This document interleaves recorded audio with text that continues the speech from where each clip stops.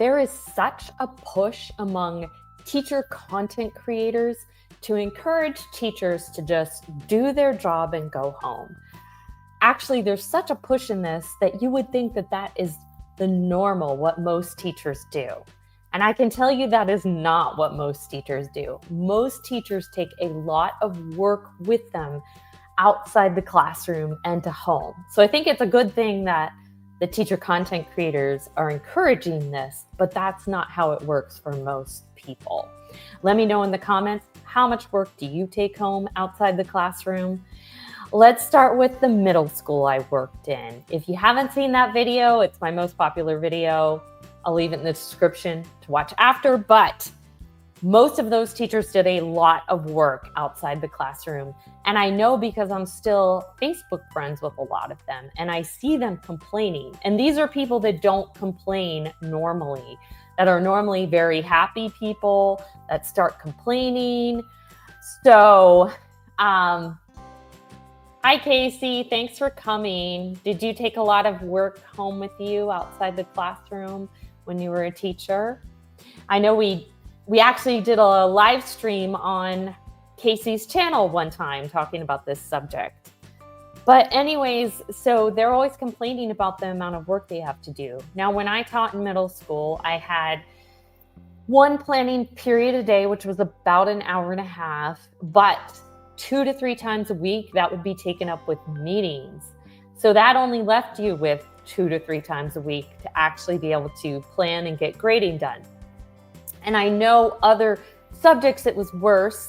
I was friends with an English teacher who every single day was a meeting. And she even told the admin at the end of the year, like, I have to have a planning period next year. She ended up moving on and not doing that job the next year. Yes, I always did work at home. I couldn't help it. Yes, and this is to talk about that. So, and I know it was hard to get everything done and get everything done well when I worked at the middle school. So have I had this experience recently? Well, yes. So this past year, I was very lucky that I had a low caseload and I actually had Monday, Wednesday, Friday mornings free. So I had a lot of time to do planning and IEPs and things like that. So I did look out this year. Now, we were required to be there early for meetings, maybe, I would say 3 or 4 times a month, but they all happen to be in the same week usually. And the problem with getting, you know how it's hard enough to get to work on time? The problem with then having to be there 30 minutes early is then I would have to drive by high schools, which when the high school, the traffic was horrible right before they would start. So the earlier time made me had to leave even earlier. So yes, and then, so, you know, but it wasn't too excessive. And I'm okay with once in a while, you know, that kind of thing, going in early for a meeting, which is usually how it was.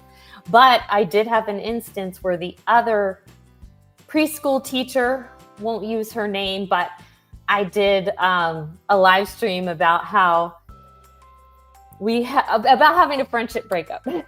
That's all I'll say about that.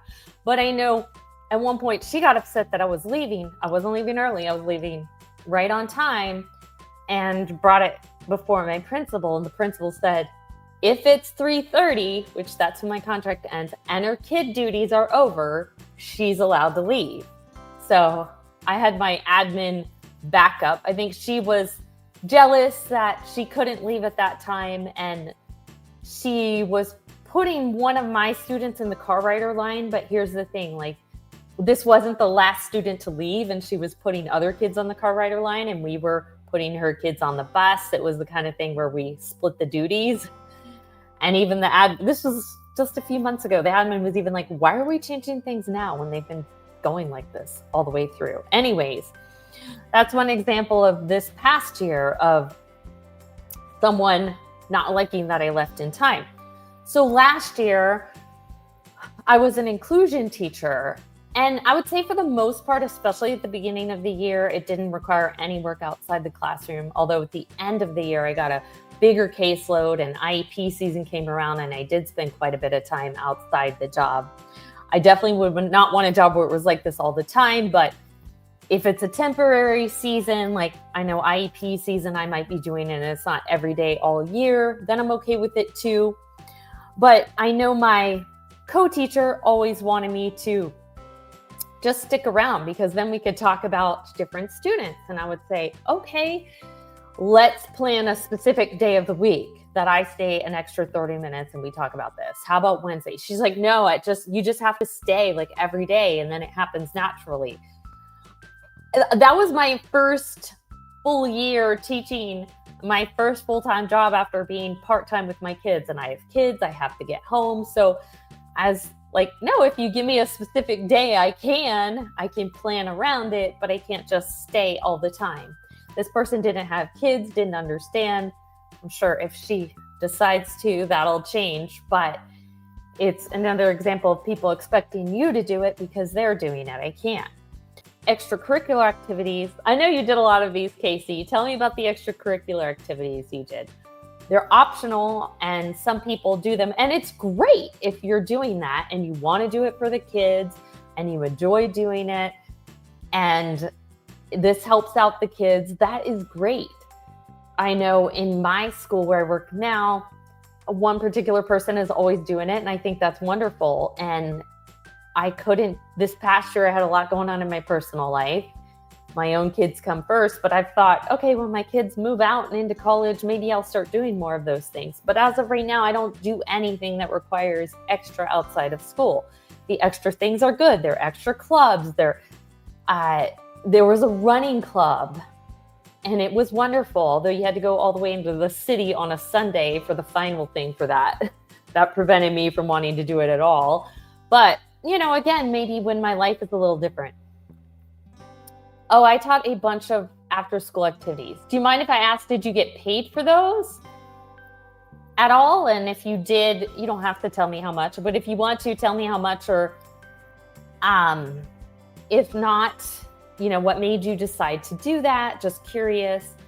I do think they're a wonderful thing, but I know we have like the yearbook club and a lot of them get stipends. But from what I've seen with the stipends and guessing how much work they take outside the classroom, I'm guessing it's not a whole bunch. For both teachers and the kids, I was in charge of a marathon club, Zumba kids, teachers Zumba, STEM. Oh, fun. Did you actually teach the Zumba? And did you actually do a marathon? Did the kids do 26 miles? And how old were these kids? And it was extra money, but it was also healthy for me to have extra PE classes for myself and the kids. Oh, okay. Well, then I could see that.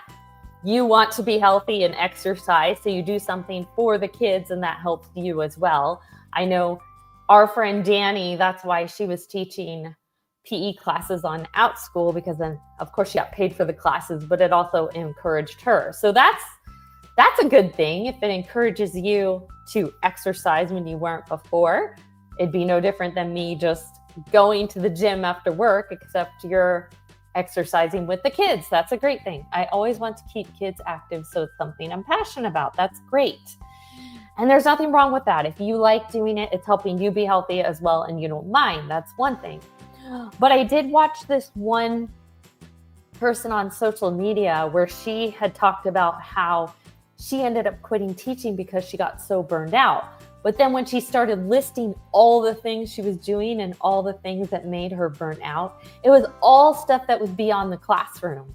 That had nothing to do with her actual job. It was this club and this night and that night. And everybody kept making the comments, well, these were outside your job description and that's why you got burned out. But also she ended up quitting after only 2 years. So my thing is, I think she would have done better and been able to help a lot more kids had she not done all these extracurricular activities, but ended up being a teacher longer than 2 years. So that's where I think it could get out of balance. And that's an instance where I think she shouldn't have, because it caused her to quit early and in return having less influence on the kids. Was a Zumba instructor. Oh my goodness, you should do some Zumba YouTube videos. Or maybe just for our friends, like our group of friends on YouTube. Hey everyone, come, you can make us pay for your time or just do it for fun. I'd love to do some more stuff in the summer to help myself. I've been doing videos every morning, but that would be fun. And the kids ran a marathon over the course of the whole club. Okay, so over the course of the club, which was what, a year or a semester, they did 26 miles.